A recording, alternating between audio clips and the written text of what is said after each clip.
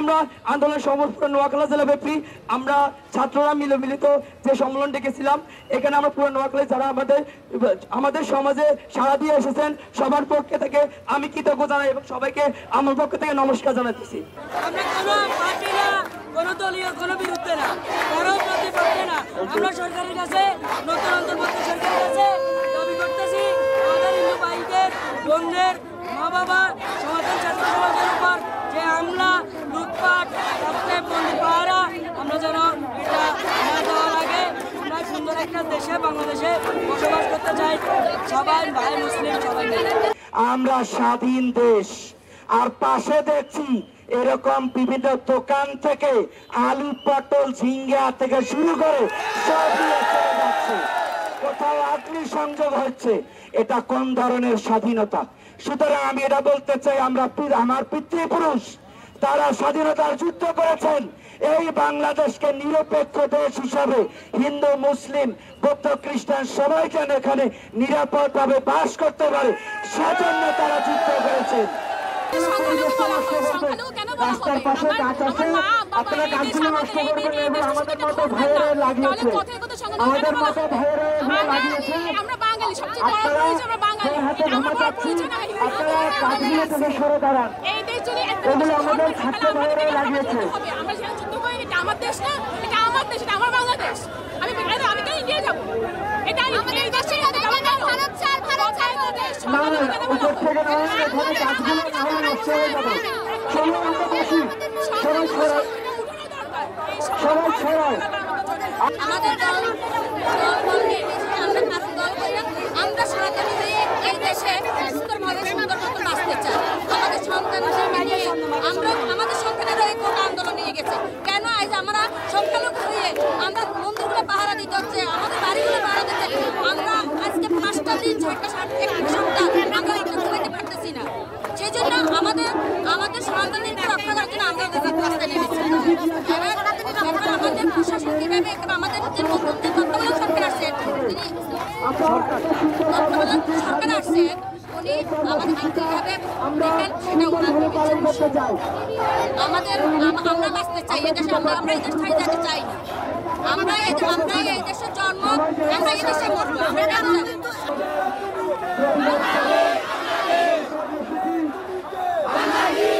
আমরা সনাতনী হয়ে থাকি।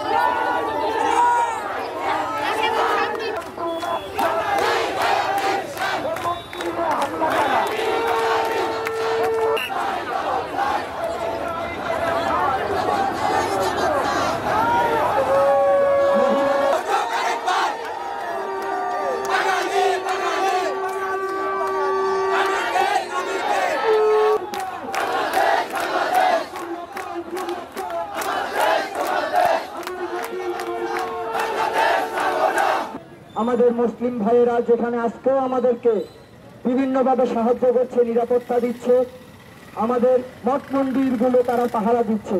কেন তারা পাহারা দেবে? স্বাধীন দেশে তো কোনো মানুষকে কেউ পাহারা দেওয়ার কোনো মানি হয় না। তারা কেন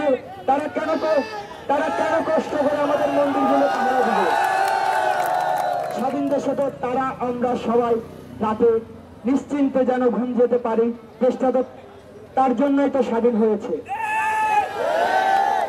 লাখো শহীদের রক্তের বিনিময়ে আমরা এই দেশে অর্জন করেছি শান্তিতে থাকার জন্য।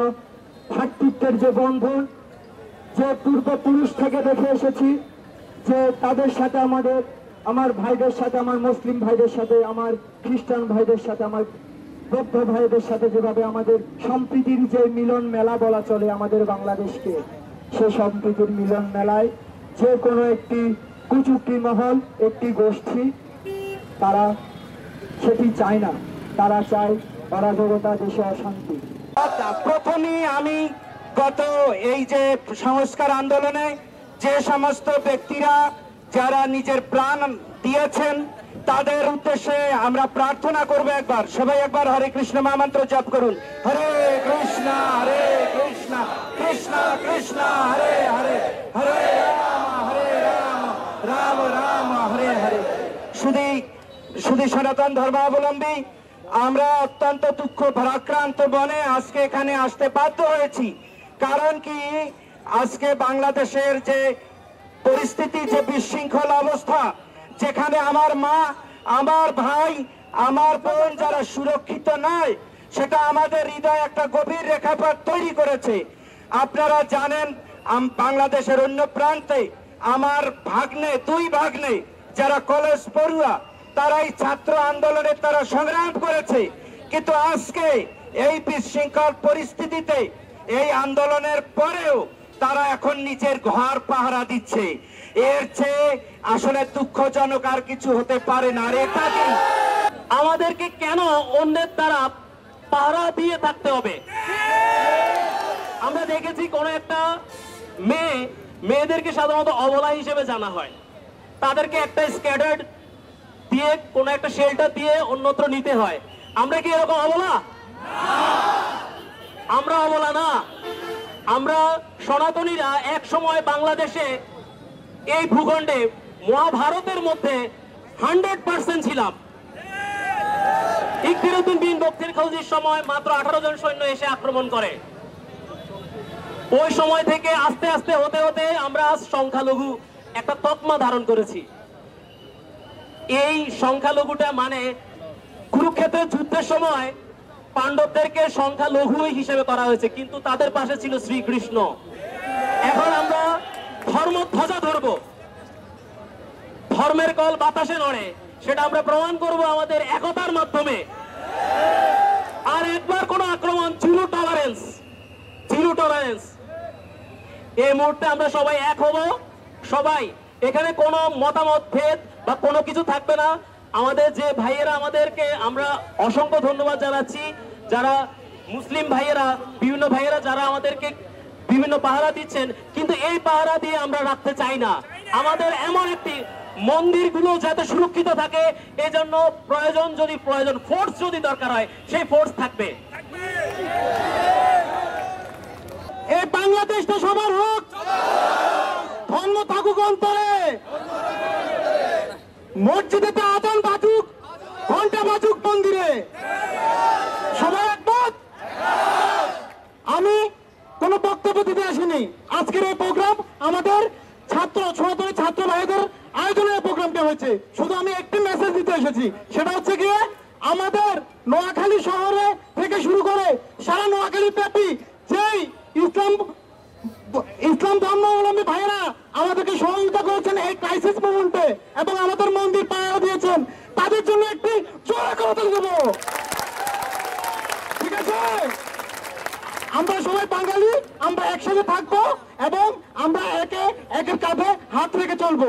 আজকে এই মেসেজটা দিতে এসেছি এবং এই অনুষ্ঠান, এই আজকের কর্মসূচির মাধ্যমে আমি সারা বাংলাদেশকে একটি মেসেজ দিতে চাচ্ছি। আপনারা অসাম্প্রদায়িক বাংলাদেশ চেতনায় করতে হলে আমাদের এই নোয়াখালীকে ফলো করুন। তারা কিভাবে এই ক্রাইসিস মোমেন্টে গত এক সপ্তাহ আমাদের পাশে ছিল, আমাদের মন্দির পাহারা দিয়েছিল। আমরা এই ভালো জিনিসটা মাথায় নেবো এবং সারা বাংলাদেশকে আমরা মেসেজ দেবো। সবাইকে ধন্যবাদ। অলরেডি আমাদের যারা বৃহত্তর জনগোষ্ঠীর অনেকেই যারা গত অনেকদিন ধরে, কয়েকদিন ধরে যারা বিভিন্ন মন্দিরগুলো পাহারা দিচ্ছেন, প্রথমত আমি তাদেরকে ধন্যবাদ জানাতে চাই। তারা বিভিন্ন হিন্দু মন্দির এবং বিভিন্ন যে প্রতিষ্ঠানগুলো তারা পাহারা দিয়েছেন, তাতে কোনো সন্দেহ নাই, আমরা কৃতজ্ঞ। কিন্তু এটাও বলার বিষয়, অলরেডি আমার এক ভাই বলেছেন যেভাবে পাহারা দিয়ে আর কতকাল থাকবে। আপনারা জানেন আমি গত 2021 সালেও যখন এই চৌমনিতে আক্রান্ত হয় আমাদের মন্দির, আমি বলেছিলাম পুলিশ প্রশাসনকে, পুলিশ দিয়ে যদি আমাদের ধর্ম পালন করতে হয়, আসলে এটা লাইভ সাপোর্ট দিয়ে এটাকে লাইভ বলে চালিয়ে দেওয়া হতো। সুতরাং লাইভ সাপোর্ট কিন্তু লাইভ নয়, এইটা হচ্ছে প্রথম আমাদের বুঝতে হবে। তো সেজন্য আজকে জেগেছে বাংলাদেশের হিন্দু গোষ্ঠী, জনসাধারণ। আমরা দেখতে চাই অলরেডি তত্ত্বাবধায়ক সরকার তাদের পদে অবস্থান করছেন। এখনো যদি আমাদের মন্দিরগুলো সুরক্ষিত না থাকে, যারা সমস্ত ত্যাগ করে মন্দিরে আশ্রয় নিয়েছেন, তারা যদি সেখানে সুরক্ষিত বোধ করে ঘুমাতে না পারেন, এর চেয়ে লজ্জাজনক আর কিছু হতে পারে না। আমি বলবো এই স্বাধীনতার মূল্য নেই, প্রকৃত স্বাধীন ছুটি, যেখানে সবাই সমান অধিকার নিয়ে এই বাংলাদেশে যখন কেউ বাস করবে, সেটি প্রকৃত স্বাধীনতা। দাবি আছে, এ দাবি যতদিন আমরা মানবো না, আমরা আমাদের আন্দোলন কর্মসূচি চলতে থাকবে। আমরা আমাদের চলতে থাকবো। এক, সংখ্যালঘু নির্যাতনের বিচার দ্রুত বিচার ট্রাইব্যুনালে দোষীদের যথাযোগ্য শাস্তির ব্যবস্থা করতে হবে। অনবিলম্বে সংখ্যালঘু সুরক্ষা আইন করতে হবে এবং সংখ্যালঘুদের বিষয়ে মন্ত্রণালয় গঠন করতে হবে। হিন্দু ধর্মীয় কল্যাণ ট্রাস্টে হিন্দু ফাউন্ডেশন উন্নতি করতে হবে। পাশাপাশি বৌদ্ধ ধর্মীয় খ্রিস্ট ধর্মীয় কল্যাণ ট্রাস্টকে ফাউন্ডেশনে উন্নতি করতে হবে। দেবোত্তর সম্পত্তি পুনরুদ্ধার সংরক্ষণ আইন প্রণয়ন, অপ্রতি সম্পত্তি প্রত্যয়ন আইন যথার্থ বাস্তবায়ন করতে হবে। প্রতিটি শিক্ষা প্রতিষ্ঠানের সংখ্যালঘু উপাসনালয় নির্মাণ এবং প্রতিটি হোস্টেলে প্রার্থনা কক্ষ বরাদ্দ করতে হবে। সংস্কৃত ও পালি শিক্ষা বোর্ড আন্দোলন করতে হবে। শারদীয় দুর্গাপূজায় 5 দিনের ছুটি থাকতে হবে।